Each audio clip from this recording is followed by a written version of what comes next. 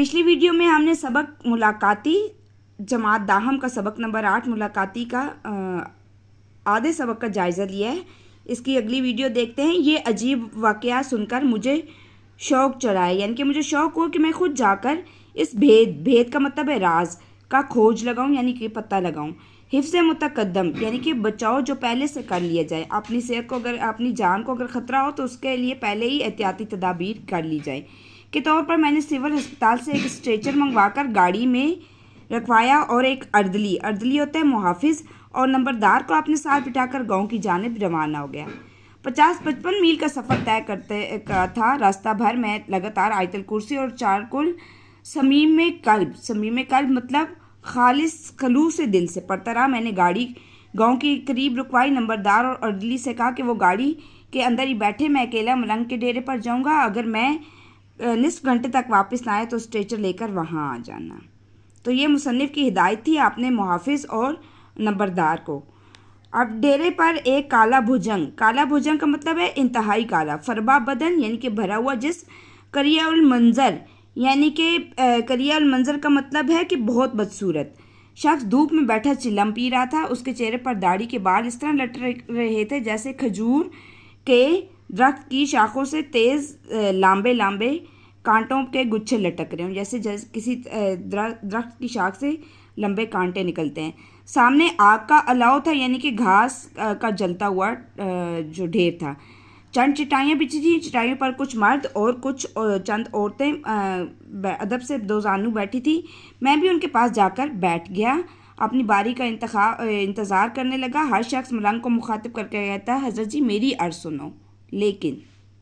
لیکن سرخ آنکھوں والے ملنگ کسی کی عرض سننے کے موڈ میں نہ تھا، بلکہ کش پر کش لگا کر گمسم یعنی کہ خاموش بیٹھا۔ تھوڑی دیر انتظار کے بعد میں نے کہا، ارے او بدمعاش گنڈے، بولتا کیوں نہیں؟ کیا تو گونگا ہے؟ یہ سنتے ہی چٹائیوں پر لوگ بیٹھے بھاگ کر دور کھڑے ہو کر مجھے نصیحت کرنے لگے، شہری بابو تجھے معلوم نہیں، یہ جلالی بابا تم کو بھسم کر دے گا، یعنی کہ جلا دے گا۔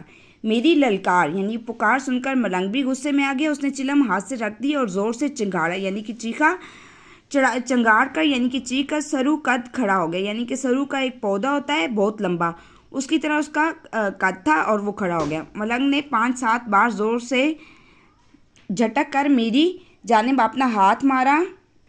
وہ 1-2 لمحوں کے لیے میرے بازو میں ہلکی سی سنسناہٹ یعنی کہ خوف تو ضرور آیا، لیکن فوراً رفع ہو گیا، یعنی کہ دور ہو گیا۔ اپنے عمل کی اس ناکامی پر ملنگ گھٹنوں میں سر دے کر جو ہے وہ زمین پر بیٹھ گیا۔ اسی دوران نمبردار اور میری اردلی بھی کار لے کر آ گئے۔ اب گاؤں کی آبادی کا بڑا حصہ وہاں جمع ہو گیا۔ میں نے لوگوں سے کہا کہ کوئی شیطانی عمل ہے، اللہ کے کلام کی برکت سے اس کا عمل ٹوٹ گیا۔ اب تم بے خوف ہو کر آگے آؤ اور لا حول ولا قوت الا باللہ پڑھ کر اس کا ایک جوتا لگاؤ۔ اور یہ سن کر گاؤں کا ایک زندہ دل نوجوان زور سے لا حول پڑھتا ہوا ملنگ کی زمین پر الٹا لٹا کر اس پر بیٹھ گیا، گھوڑے کی طرح سوار ہو کر بیٹھ گیا، اور اس کے بعد جو ہے باری باری مرد اور عورتیں بچے آتے اور لا حول پڑھ کر ملنگ کو 1 یا 2 جوتے رسید کرتے۔ میرے کہنے پر نمبردار نے ملنگ کا حجرہ وہ ہوتا ہے جو خلوت کی جگہ ہوتی ہے جہاں پر عبادت کی جاتی ہے، کھولا، جو گھی کے کنستروں، شہد کے تلوں، شہد کے بوتلوں، گندم اور چاولوں کی بوریوں، نئے کپڑوں کے بنڈلوں اور سونے چاندی کے زیورات کے ڈبوں سے اٹا یعنی کہ اوپر تک بھرا ہوا تھا۔ میں نے مقامی معززین کا مطلب ہے عزت دار لوگوں کی ایک کمیٹی بنا کر یہ سارا مال غنیمت یعنی جو لوٹا ہوا مال تھا ان کے سپرد کر دیا۔ جن لوگوں کی مالکیت ثابت ہوئی وہ انہیں واپس کر دیں، اگر کچھ اشیاء بچ جائیں تو انہیں غریب غربا میں تقسیم کر دیں۔ اس کے بعد ملنگ کو اپنی کار میں بٹھا کر جھنگ لے آیا۔ میں نے اسے بہت خریدنے کی کوشش کی۔ اس نے یہ شیطانی اور سفلی عمل وہ ہوتا ہے وہ عمل جس میں خبیث روحیں شامل ہوتی ہیں، ان کے ذریعے کروایا جاتا ہے۔ کب اور کیسے سیکھا، لیکن سارا راستہ وہ چپ سادے بیٹھا رہا۔ جھنگ پہنچ کر میں وہاں کے ایس پی آغا شجاعت علی کے ہاں گیا اور سارا روداد یعنی کہ سارا واقعہ سنا کر پوچھا، اب کیا کرنا ہے؟ آغا صاحب بولے، مقدمہ بھی دائر ہو سکتا ہے، لیکن ہمارا تجربہ ہے کہ ایسے مقدمات میں بیشتر لوگ ملنگوں کے خلاف گواہی دینے سے گھبراتے ہیں، اس لیے ایسے شیطان کا بھوت ایسے مقدمے اکثر کامیاب نہیں ہوتے۔ آپ اسے ہمارے حوالے کر دیں، ہمارا چھتراؤ کرنے والا بڑا اچھا ماہر ہے، وہ 2 دن میں چھتراؤ کر کے اس کو سرے سے شیطان کا بھوت اتار دے گا۔ اس کے بعد اسے ضلع جھنگ سے نکال کر باہر کر کے جہاں اس کے سینگ سمائیں، یعنی کہ جہاں اس کو موقع ملے وہاں چلا جائے۔ بعد میں یہ بھی کبھی معلوم نہ ہو سکا کہ اس سفلی عمل کے سینگ کہاں سے آئے تھے، یعنی اس نے سفلی عمل کہاں سے سیکھا تھا۔ ایک روز ایک بڑا ذمہ دار صاحب ملاقات کے لیے آئے، خود تو بڑے ہی حد تک ناخواندہ یعنی کہ ان پڑھ تھے، لیکن تعلیم کے فضائل یعنی کہ خوبیاں اور فوائد پر ایک طویل تقریر کرنے کے بعد بولے کہ جناب آپ اس پسماندہ ضلع کے لیے نیکی کا ایک کام کرتے جائیں، فلاں گاؤں میں ایک پرائمری اسکول کھول دیا جائے تو اس علاقے پر احسان عظیم ہوگا۔ اگر آپ قبول فرمائیں تو بندہ اسکول کے لیے زمین بھی مفت دے گا، کمروں کی تعمیر کے لیے 20,000 روپے نقد اور ایک استاد کی 1 برس کی تنخواہ بھی اپنی جیب سے ادا کرنے کے لیے حاضر ہے۔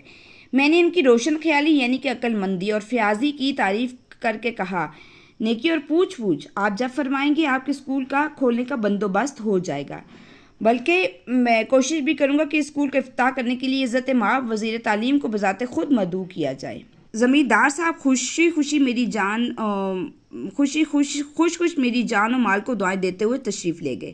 کوئی 1 ہفتے بعد اس علاقے کے اور بڑے زمیندار ملنے آئے اور چھوٹتے ہی انہوں نے روحانسی شکل یعنی کہ روتی شکل میں شکوہ کیا، جناب میرا کیا قصور تھا، مجھے اس قدر کڑی سزا کیوں دی جا رہی ہے، بندہ بالکل بے گناہ ہے۔ میں نے حیران ہو کر اس شکوے کی وضاحت طلب کی تو ان کے ساتھ کیا ظلم ہو، تو کون یہ ظلم کر رہا ہے، تو انہوں نے گلوگیر آواز یعنی کہ گانے والی آواز میں یہ تفصیل سنائی، پچھلے ہفتے اسکول کے بارے میں جو شخص ملنے آیا وہ اسکول اپنے گاؤں میں نہیں بلکہ میرے گاؤں میں کھلوا رہا ہے۔ ہمارے درمیان جو ہے پشتوں سے یعنی کہ نسلوں سے خاندانی دشمنی چلتی آ رہی ہے۔ پہلے ہم ایک دوسرے کے مویشی چرا لاتے تھے، کبھی ایک دوسرے کے مزاروں کیا ہوتا ہے، یہ وہ ہوتے ہیں جن سے ذمہ دار اپنی مزاروں جو ہوتے ہیں وہ جن سے زمیندار کاشتکاری کرواتے ہیں وہ مزارے ہوتے ہیں، ٹھیک ہے، کو قتل کروا دیتے تھے، کبھی ایک دوسرے کی فصلیں اجاڑ دیتے تھے، لیکن اب وہ کمینہ میرے گاؤں کی نسلیں تباہ کرنے پر اتر آیا ہے، اس لیے آپ اس اسکول کھولنے کا وعدہ کریں۔ یعنی کہ وڈیرے لوگ اپنے اسکول میں کہتے ہیں، اپنے گاؤں میں کہتے ہیں کہ اگر لوگ پڑھ لکھ جائیں تو نسلیں تباہ ہو جاتی ہے۔ فروغ تعلیم کے فضائل پر یہ نرالی منطق یعنی کہ انوکھی دلیل سن کر میں سکتے میں آ گیا۔ چند منٹ سوچنے کے بعد میں نے گزارش کی، اب آپ بھی ان کا جواب پتھر سے کیوں نہیں دیتے؟ جو پیشکش انہوں نے کی ہے اگر آپ بھی وہی اٹھا لیں تو میں وعدہ کرتا ہوں ان کے بھی گاؤں میں بجائے وقت ویسے ہی اسکول قائم کر دیا جائے گا۔ یہ سن کر اس کی کس قدر تشفیع ہے، مطلب تسلی تو ہی، لیکن اس کے بعد دونوں میں سے کوئی بھی اپنی فیاضی کا مطلب ہے سخاوت کی پیشکش لے کر دوبارہ میرے پاس نہ آیا۔ کچھ عرصے بعد میں نے یہ واقعہ جھنگ کے بیرسٹر صاحب کو سنایا تو وہ مسکرا کر بولے، حیران ہونے کی کوئی بات نہیں، تعلیم جیسی خطرناک وبا کو اپنے گاؤں سے دور رکھنے کے لیے دونوں نے اپنا مشترکہ فرض سمجھ کر مکا کر لیا ہے، یعنی کہ معاملات طے کر لیے ہیں۔ بڑی ذمہ داریوں اور جاگیروں میں ابھی تک تعلیم کو سب سے بڑا اور تباکن دشمن سمجھا جاتا ہے، یعنی کہ یہ لوگ جو بڑے زمیندار لوگ ہوتے ہیں وہ کہتے ہیں کہ اگر نسلیں پڑھ گئیں یا ہمارے گاؤں کے جو نچلے طبقے کے لوگ ہیں وہ پڑھ گئے تو کیا ہو جائے گا، ہم لوگ تباہ و برباد ہو جائیں گے۔